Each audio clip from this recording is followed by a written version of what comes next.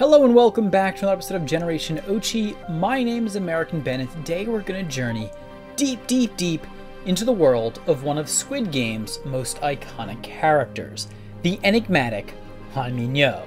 A very complicated person, someone who is many things at once, and that's what makes her so difficult to uncover. 제가 잘못했어요. 돈 꼭 갚을게요. 꼭 갚을게요. She introduces herself to us in a state of desperation as she begs the game's operators to let her leave. Our first impression of her is that she's hysterical because she's scared, and being that she's a mom per her claims, it's hard to blame her for wanting to go home. But then just minutes later, when a high-ranking game official informs the participants of the generous cash reward that will be afforded the winners, she very coldly inquires as to the amount. 근데 6개 게임 다 통과하면 얼마를 주시나요? And then just moments after that, she votes to stay in the game. Complicated she is indeed. But I think figuring her out is worth the effort because the qualities we're bound to reveal are likely to teach us as much about her as they will about ourselves and the biases we are beholden to. The first thing I noticed about Mi-Nyeo while reviewing the various episodes of the show is that she gets a lot of screen time despite seemingly being a side character, and she plays a significant role in conveying the themes of the show. Actually, I'd go so far as to say that without her, Squid Game would be a much less spirited affair. Crazy, emotional, unstable, erratic, all of these words come to mind when thinking of this character, and saying so is likely to garner me some indignant backlash. After all, those adjectives reflect offensive stereotypes many people hold about women.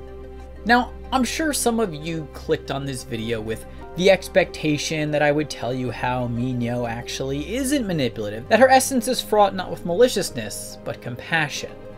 Nope, I can't do that because when it comes to her specifically, we can't deal in simplistic absolutes, lest we be but Sith. We can both empathize with and condemn Mi-Nyeo for her actions, and to only do the former would be to infantilize her, to subvert her dynamism. In my view, what would be the worst of all transgressions wrought by bias.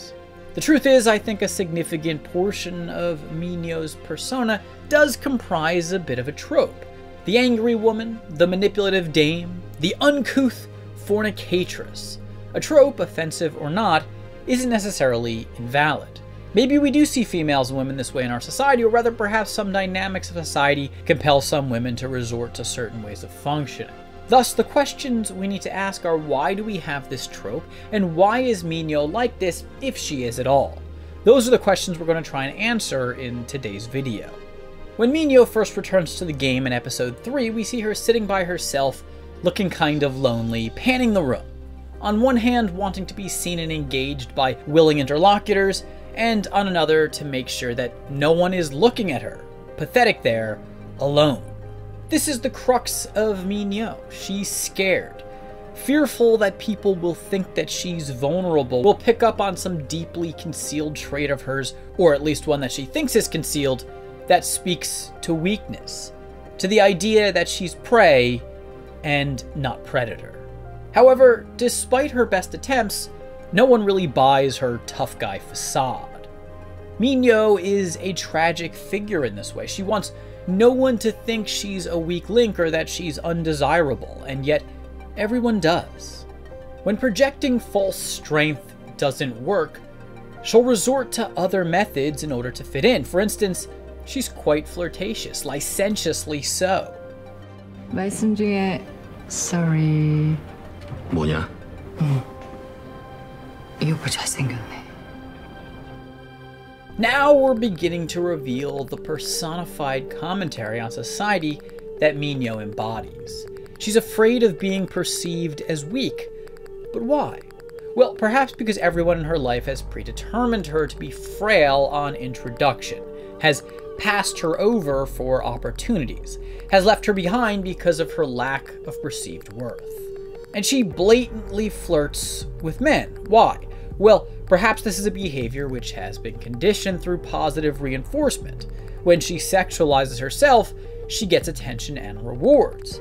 However, now she's a little bit older and society throws out women awfully quickly, especially in terms of their sexual appeal, and so she probably feels a sense of anxiety as one of the sole tactics that's brought her success in life is suddenly not so effective. Let's slow down for a second though. There's two things we can take from observing Mi-Nyeo's initial engagement with Deok-soo. First, her flirtations are insincere. 밥 먹고 하자. 다시 한번 말씀드립니다. 지금부터 식사 시간입니다. 양아치 새끼. As soon as Deok-soo and his gang walk away, she adopts a much colder disposition. She's clearly a manipulative person, whether you like that fact or not. And second, her manipulative behaviors constitute a survival mechanism. She often does them with the intention of establishing her worth to others, something that is very important to her. During the Sugar Honeycombs game, she doesn't give Deok-soo a lighter because she likes him or feels bad for him. She's making an investment. She wants the alpha dog to know that she's clever and resourceful, and this will hopefully make him want to keep her around. She's so scared of being found out, of being revealed as worthless, that she forgoes any personal code of principles. She'll adopt the values of whoever can help her, and that way she's kind of open-minded. She's presumably the one who devises the plan for Deok-soo's gang to cut the meal line and obtain extra food. And when one of the affected, and of course hungry, participants comes to confront Deok-soo's group about his missing rations, Mi-Nyeo acts callously. She doesn't care about his hunger at all. She'll also throw anyone under the bus who threatens her own sense of security and position. 우리가 왜? 아저씨 뭐 할 줄 아는데? 나 밖에서 의사예요. 도움이 될 겁니다. 그래서 뭐 여기서 감기 걸리면 주사라도 놔주시게? She sharply and repeatedly challenges the doctor who seeks membership in Deok-soo's gang. When Ali, the kindly Pakistani immigrant, calls her out for her duplicitousness, she reacts by trying to convince the group to kick him out, using his legal status against him. 야, 너 어느 나라에서 왔어? 너 비자는 있어? 너 불법 체류지? 네. 야, 아니 이런 족보도 모르는 외국 애들 우리 팀에 끼워줘도 되는 거야? 어? Larger commentary aside here, she's fairly cruel, and she is such a way because she's insecure. She sees almost everyone as a threat, especially those who acknowledge her affected theatrics, which are themselves levied in an attempt to establish worth by making Mi-Nyeo the center of attention. And yet, Mi-Nyeo's behavior is so obvious that, as we alluded to earlier, she attracts the exact response from others that she wants to avoid. That is, no one buys her act, and she's tossed aside. Deok-soo literally tosses her aside after using her for her body. 나 없이 정말 괜찮아? 나는 오빠 없이 안 되는데. It may be easy to connect her actions with her unfavorable outcomes, and thus blame her for her plight. But then again, it's also easy to empathize with her. We're all stuck in a pretty tough society where we're made to compete in a vicious game for survival. Mi-Nyeo, just like the rest of us, does what she can to make it. She does attempt to harm others, but she's not the only one, and yet she's the only one who's repeatedly abandoned. Being thrown down is probably a humiliating moment for her. She wants to be seen as worthy and strong, and Deok-soo shows everyone how easily she can be discarded. And things only get worse for Mi-Nyeo as she desperately tries to find willing partners in the game. But no one wants to interact with her. They don't trust her. The very tactics she's intended to help prove her worth convey the opposite. Before the marbles game, when she can't find a partner at all, she begins to lust after the players, openly offering her body as usual, but she's in an arena where the stakes are life and death, and so sex, though it trumps many things, does not outweigh survival. 내가 뭘 해줄 수 있는지 알면 깜짝 놀랄걸? In the highly competitive market, itself a life and death game to some degree, she's left flailing. Society has devalued her. Mi-Nyeo is dragged away screaming by the guards, and she disappears, presumably to be killed. The surviving participants are thus surprised to find her waiting in her bed, when they return from the game. Why did the guards let her live? 가면 쓴 놈들이 나보고 깍두기래. 야, 니네들도 들어봤지? 깍두기! I think in a way, Mi-Nyeo already feels dead in this moment. The guards do in fact kill her. Everything she tries to prevent occurs. Her greatest fear comes true. It isn't death she dreads so much as it is being excluded, discounted as incapable, ignored. She has no one left to trick. It's an open fact the game's arbiters have labeled her as weak, and now, if she wasn't before, she's gone fully mad. Yes, to some extent, she's crazy. You may hate me for calling her so, but she seems like she's lost her mind at this point. So that pretty much sums up the prevailing notions about Han Mi-Nyeo. She's this aging woman who's devalued by society despite her desperate efforts to project her worth. However she may have turned out in a better world, in this one, she must be conniving and coquettish to survive. This is one way to see her, as a helpless victim of immutable circumstance. But there's another way as well. We can also view her as an alpha, dominant over her domain. And I think both views of her may reflect true aspects of her being. To start on this side of Mi-Nyeo's character, we spoke before how she's desperate to prove to others that she's clever and resourceful so that she may be perceived as worthy. Well, here's the thing. She is pretty clever and resourceful. 야, 싼다! 야, 줄줄 잘 나온다! Who else could have worked their way into the bathroom here? I think out of the lot of participants, probably only her. She convinces the guards to do what she wants, mostly because they don't want to have to endure her antics and tantrums. She's extremely difficult to deal with, and this gets her what she wants. I think no one strongly objects to her forcefully joining Gi-hun's tug-of-war team because it'd be a heck of a hassle to say no to her. I think to some extent, she knows how she comes off. She knows she seems like a loose cannon, and she knows very well how to use this trait to her advantage.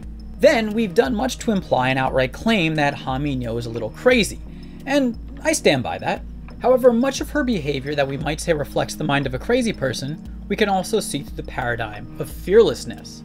I'm not saying that she isn't scared. I have clearly stated that she bases her persona in fear. But fear of what? Being left out? Seen as weak? Yes. Death? Not always.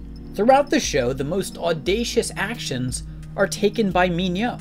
You'll recall early in the series, she walks right up to the toughest cookie and interrupts his conversation. No one else dares to confront Duck-Soo in this way, but she's not afraid of him. She also forces her way into the bathroom, as we mentioned before, and then pulls a cigarette out of her underwear.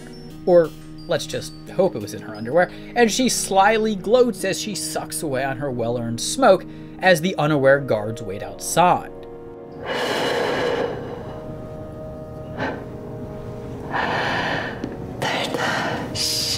That's pretty reckless, but at the same time hilarious and badass.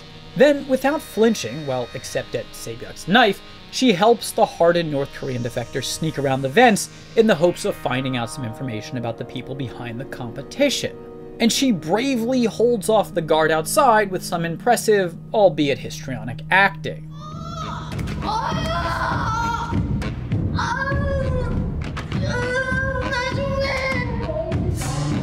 This is another example of her ability to make herself so unbearable that people just let her do what she wants. She may not be good at getting people to like her, but she's a master at getting people to say yes to her one way or another. Getting back to her fearlessness though, do you remember the scene during the Sugar Honeycombs game when she's cutting out her shape and then looks over at the struggling Duck-Soo?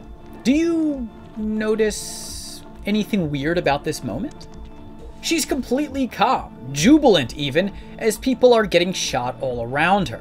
We hear bullets being fired right before the camera goes to her, and she's entirely unmoved and unconcerned, unlike just about every other participant in the room.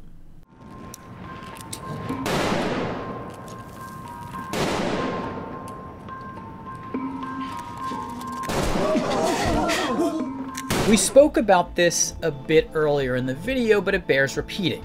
It's fairly disconcerting just how callous she is towards the lives of others. 그래도 많이 줄였네. 107에서 80명 됐으니까 27명 줄인 건가? However, while the moral implications of this trait may be negative, her indifference in the face of death is also a strength. I mean, I thought she's supposed to be over-emotional and fearful, and yet, in certain cases, she's the most imperturbable of all. Again, she's a complicated person. When I assert that she has an alpha side to her personality, though, I'm not only referring to her fearless behavior, I'm also speaking to her attempts to establish power, another dimension of her conduct which allows us to shift the paradigm from crazy to courageous. 이봐 새끼. 야 이 새끼야. 너 내가 들어오지 말라고 그랬지. 너 고소할 거야 이 개새끼야. Once again, there's no one else in the game who would scold or hit one of the guards. This is a power move on Mi-Nyeo's part. The action sends a message that she isn't afraid of the guards and isn't going to be messed with. She confronts the guards in a similar manner throughout the show.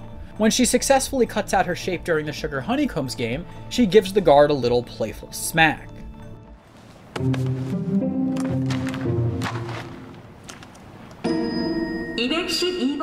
On first reading, I saw this as part of her regular flirtatious, coy demeanor, but when I think about it, what it really serves to do is send a message to the guard that she's not intimidated by him. The guards have been walking around the room shooting participants, most of whom shake in terror as the pink-robed goons walk by. Mi-Nyeo, on the other hand, engages them with enthusiasm and charm. She puts her hands on them and speaks to them in a teasing manner. She wants the guards to know that she doesn't fear them, and perhaps even to think that she's a little unstable, that she just might kill them in their sleep.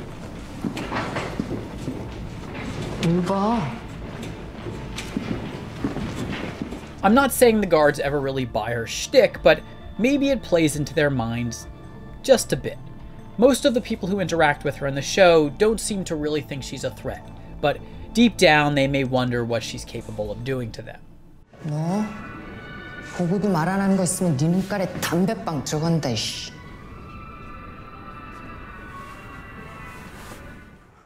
No one fears her physical prowess, but the mystery that shrouds her erratic actions keeps her enemies' eyes open at night.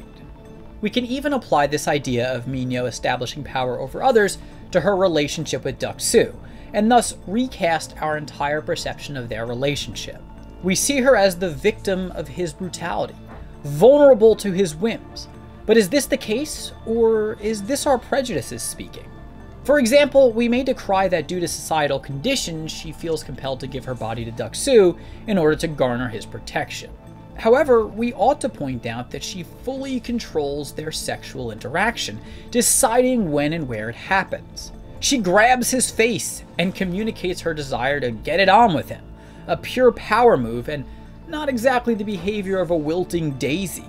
The instance of their intercourse may also not be an example of how women are objectified and used in society. She may also have just felt like having sex. She may even have some romantic feelings for Deok-soo. However, the evidence in the scene does point to the truth being that to some extent she's using her body as a tool here in order to get what she wants. 돌팔이 의사 새끼라고 있지. 이게 뭐가 있어? But this doesn't imply weakness. No, she's still in control. And in a way, she's using him to get information that she wants and to elicit a verbal guarantee of his commitment to her. And she actually threatens Deok-soo here as well, giving him fair warning that he'll meet an untimely end if he betrays her. 나 배신하면 죽일 거야. Basically, help me or I'll kill you. Who's the alpha here again? Perhaps Deok-soo and Mi-Nyeo are more alike than we think. I certainly am not looking to vindicate Deok-soo. He is mean to Mi-Nyeo and does rather pitilessly turn his back on her. However, I do think that part of the reason, though only part, he's not so eager to keep her around is that he knows what her game is. 개새끼. 이제야 본색이 나오시는구만. He doesn't see her the way we do, as a weak, desperate woman. He doesn't trust her and knows she'd kill him if given the chance. And of all people, I do think that the way Mi-Nyeo projects a touch of instability is most discomforting to Deok-soo. 지나면 죽인다고 했다. 아이고 무서워라. 우리 한민여 씨 오늘도 게임 잘해보세요. 응? He does still end up underestimating her, but I think he suspects the whole time that she could kill him. And he doesn't want to display fear, but her threat here does irk him just a bit. She's a little heartbroken in this scene in her own beautifully chaotic way, but make no mistake, she's a bully too. It's not only Deok-soo who tries to intimidate people. Watch her stare her former lover down here, cold as ice. There's more than one callous, calculating killer in the competition. Think back to the Glass Stepping Stones game. Remember the guy Deok-soo pushes off the bridge? Well, actually it's Mi-Nyeo who pushes him into Deok-soo. She initiates the guy's murder. Then when she confronts Deok-soo himself on the bridge, he's nervous while she's again composed, and she mocks him. 불알 두쪽 달렸다고 온갖 폼은 다 잡더니 아 씨발 쪽팔리게 좆가 이 씨발려나. She's completely in his head at this point, and perhaps the reverse is true as well.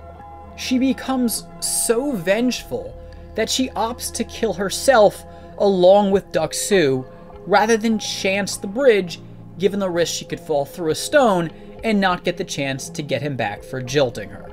Yes, in the end, Mi-Nyeo kills Deok-soo. Despite all of his barbaric behavior, it's not Deok-soo who kills her. In this way, she's the coldest of the bunch, the alpha, the domineering one, and considering how she goes out, perhaps the least afraid of death of anyone in the competition. Most of all, though she dies, she shows that she's indeed not helpless, she's not incapable, and not without strength. She's a little bit of everything, not just the things we think she is, and nor only the things we think she's not. Listen, I can't offer a take on her character that rehabilitates the purity of her spirit. She's no angelic darling, but she is very interesting, beautiful in the darkest way, and maybe the most memorable character in Squid Game. Anyways, that is the video. I hope you enjoyed it. If you did, please do give it a big thumbs up.